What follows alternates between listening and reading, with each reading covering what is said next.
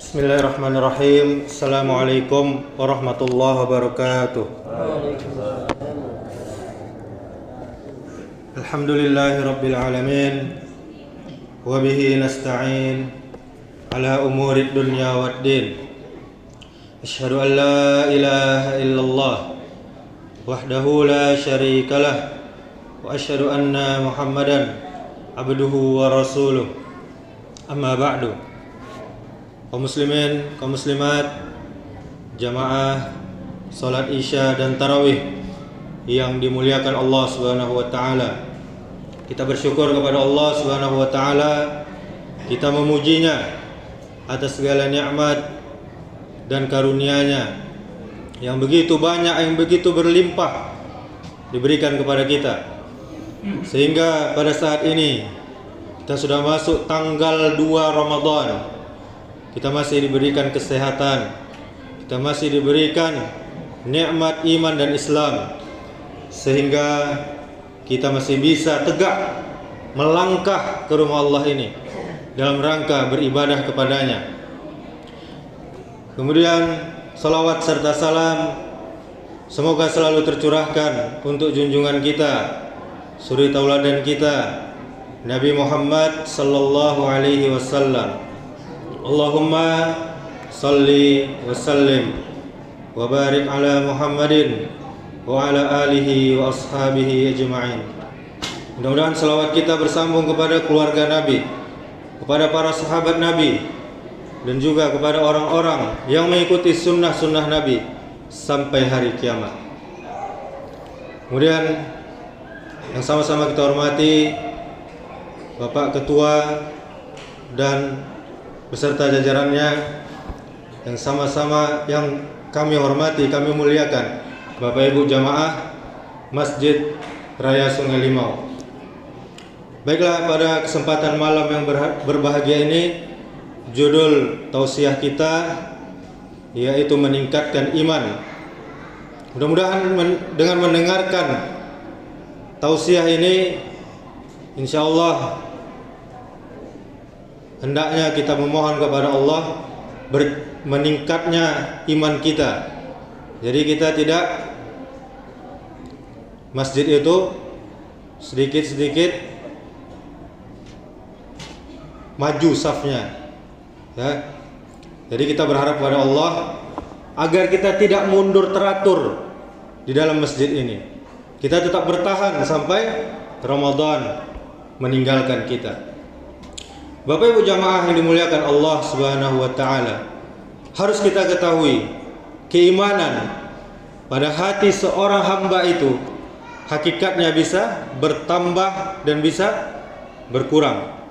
Saat seorang hamba melakukan ketaatan kepada Allah Subhanahu wa taala, dia menjalankan perintah Allah, dia menghidupkan sunnah Nabi, serta dia menjauhkan diri dari hal-hal yang dilarang dan dibenci oleh Allah Subhanahu wa taala, maka tentu saja kadar keimanannya yang di dalam hatinya itu akan bertambah. Sedangkan ketika dia berbuat maksiat, berbuat dosa, meninggalkan kewajiban, melanggar aturan-aturan Allah, maka tentu saja semua itu akan mengurangi kadar keimanan di hatinya.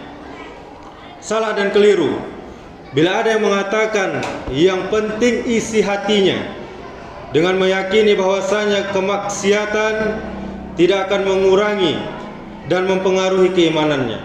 Ini sangat salah dan keliru. Yang penting hatinya keceknya. Ini sangat salah dan keliru. Dari hati harus dicontohkan, harus ditunjukkan dengan perbuatan. Padahal Allah Subhanahu wa taala berfirman, "Wa idza tuliyat 'alaihim ayatuhu zadathum imana." Dan apabila dibacakan ayat-ayatnya, bertambahlah iman mereka. Surah Al-Anfal ayat 2. Kemudian wa yazdadal ladzina amanu imana, supaya orang yang beriman bertambah imannya. Surah Al-Mudaththir ayat 31. Kemudian huwallazi anzalas sakinata fi qulubil mu'minina liyazdadu imanan ma'a imanihim Dialah yang telah menurunkan ketenangan ke dalam hati-hati orang mukmin, orang-orang yang beriman, supaya keimanan mereka selalu bertambah di samping keimanan mereka yang telah ada. Surah Al-Fat ayat 4. Kemudian ditunjang lagi, dikuatkan lagi dengan sebuah hadis dari An Abi Hurairah qala Rasulullah sallallahu alaihi wasallam al-imanu bid'un wa sab'una baban fa adnaha imatatul aza anit tariqi wa arfa'uha qalu la ilaha illallah. Dari Abu Hurairah radhiyallahu anhu, dia berkata bahwa Rasul sallallahu alaihi wasallam bersabda, iman Bapak Ibu, iman ada 70 sekian pintu. Kemudian yang paling rendah dari iman adalah menyingkirkan gangguan dari jalanan. Betapa banyak kita lihat kaum muslimin sengaja meletakkan gangguan di jalanan. Kemudian yang paling tinggi adalah dari keimanan adalah kalimat la ilaha illallah. Tiada Tuhan yang berhak disembah selain Allah. Hadis riwayat Muslim dan Imam Tirmizi. Kemudian dinyatakan dalam hadis tersebut bahwa iman itu ada yang rendah dan juga ada yang tinggi. Hal ini menunjukkan bahwa iman itu bisa bertambah dan bisa berkurang. Kemudian Bapak Ibu jamaah yang dirahmati Allah Subhanahu wa taala, kondisi keimanan hamba yang naik dan turun ini bahkan terjadi juga di bulan Ramadan ini. Terlebih lagi ketika seorang hamba hanya menjadikan Ramadan sebagai rutinitas saja, rutinitas tahunan yang perlu dia lalui. Atau bisa jadi karena Ramadan ini sudah sering dia rasakan, mungkin umurnya sudah sekian tahun, dia sudah juga merasakan Ramadan sekian kali, dan membuat dirinya bosan dan kosong. Kondisi inilah yang menjadikan iman seseorang bisa berkurang. Kendor semangatnya di dalam beramal. Ini semakin terlihat jelas ketika kita lihat ketika sudah masuk pertengahan Ramadan, di mana masjid-masjid mulai sepi dari jamaah salat wajib dan salat sunnahnya juga tarawihnya, dan Al-Quran mulai jarang dibuka, mulai jarang dibaca. Bahkan Al-Quran hanya menjadi pajangan di rumah-rumahnya. Dan pasar-pasar kebalikannya, mal-mal kebalikannya, malah penuh dan padat pembeli. Oleh karenanya Bapak Ibu, di dalam kondisi seperti ini, seorang hamba yang merasa beriman kepada Allah, maka dia perlu memperhatikan hal-hal yang bisa mengembalikan semangatnya untuk beribadah, serta bisa menambah kadar keimanannya kepada Allah Subhanahu wa taala. Kemudian Bapak Ibu, di dalam memperbaiki kualitas keimanan dan ketakwaan kita di bulan Ramadan ini, yang perlu kita perhatikan yaitu yang pertama, kita harus lebih mengenal, lebih dekat Tuhan kita, Rabb Allah Subhanahu wa taala yang kita sembah. Hal ini harus kita dahulukan daripada yang lainnya, dan tentunya harus kita lakukan dengan cara yang benar dan sesuai dengan syariat. Oleh karenanya proses mengenal Allah, ma'rifatullah, serta takut kepadanya hanya bisa kita capai dengan belajar, dengan menuntut ilmu. Karena dengan berilmu merupakan kunci dari munculnya rasa takut kepada Allah Subhanahu wa taala. Allah Subhanahu wa taala berfirman, "Innama yakhsyallaha min ibadihil ulama." Di antara hamba-hamba Allah yang takut kepadanya hanyalah para ulama. Surat Fatir ayat 28. Kemudian yang kedua, kita hidup bersama Al-Quran. Kita tidak hanya membacanya saja, kita coba sembari mentadabburinya, kita menghayati maknanya, kita baca terjemahannya. Karena hal ini merupakan salah satu sifat orang mukmin yang diterangkan oleh Allah Subhanahu wa taala. Sebagaimana firman Allah tadi, wa idza tuliyat alaihim ayatuhu zadathum imana. Dan apabila dibacakan ayat-ayatnya kepada mereka, bertambah kuat iman mereka. Kemudian Al-Imam Ibnul Qayyim rahimahullah mengatakan, membaca suatu ayat dengan disertai penghayatan dan pemahaman itu jauh lebih baik daripada sekedar mengkhatamkannya, menamatkannya, membacanya tanpa disertai penghayatan dan pemahaman, serta lebih bermanfaat untuk hati kita dan lebih ampuh di dalam menambah keimanan kita, dan kita bisa merasakan lezatnya Al-Quran. Kemudian yang ketiga, Bapak Ibu, kita selalu zikir, mengingat Allah di setiap keadaan. Senantiasa kita menjadikan lisan kita terus berzikir kepada Allah, meminta ampun, beristighfar kepadanya, bertasbih subhanallah, memujinya di setiap keadaan. Karena Rasul kita sallallahu alaihi wasallam bersabda, perumpamaan orang yang mengingat Tuhannya, berzikir dia kepada Tuhannya, dengan orang yang tidak mengingat Tuhannya seperti orang hidup dan orang yang mati. Hadis surat Bukhari dan Muslim. Kemudian yang keempat, menyelisihi hawa nafsu dengan cara mendahulukan apa-apa yang dicintai oleh Allah dan Rasulnya. Nabi kita sallallahu alaihi wasallam bersabda, 3 hal barang siapa memilikinya maka dia akan merasakan manisnya iman.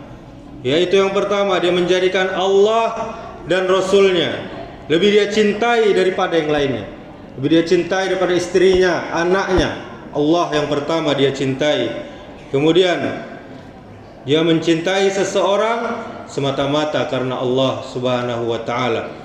Kemudian dia benci juga kepada seseorang, benci kepada kekufurannya, maksiatnya juga karena Allah Subhanahu wa taala. Sebagaimana dia benci dilempar ke dalam api neraka.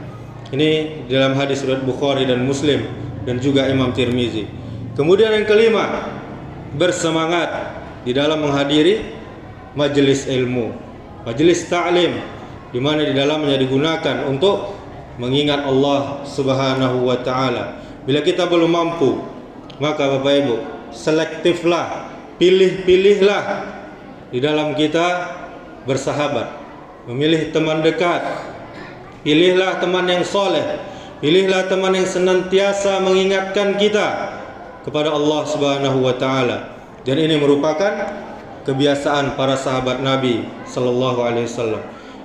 Contoh saja, kita ambil contoh sahabat Muaz bin Jabal radhiyallahu anhu. Ketika beliau duduk-duduk dengan salah satu sahabatnya, dia berkata, "Duduklah bersama kami untuk memperbarui iman, untuk meningkatkan iman, walau hanya sebentar saja.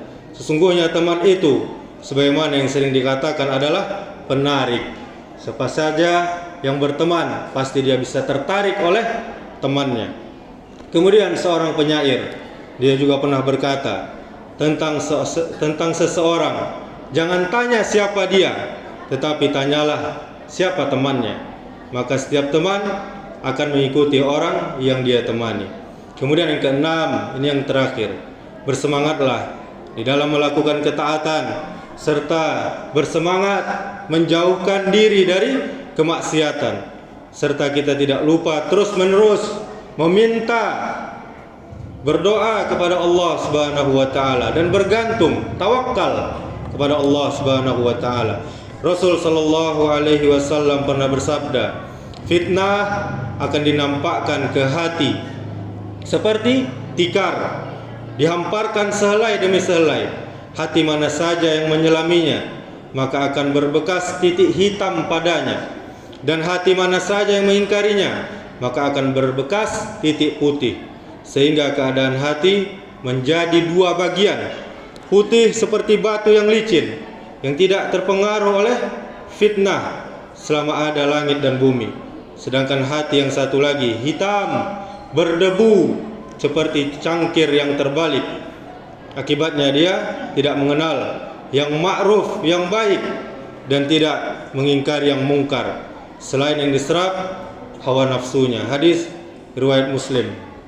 Semoga Allah Subhanahu wa taala senantiasa menjaga keistiqomahan kita di dalam beramal, dan semoga kita menjadikan bulan Ramadan kali ini sebagai perbaikan diri kita sendiri, bukan hanya untuk bulan Ramadan ini saja, namun setelah Ramadan berakhir berlanjut istiqomah kita dalam kebaikan, dalam taat kepada Allah hingga ajal menjemput. Subhanakallahumma bihamdika asyhadu an la ilaha illa anta astaghfiruka wa atubu ilaik. Wassalamualaikum warahmatullahi wabarakatuh.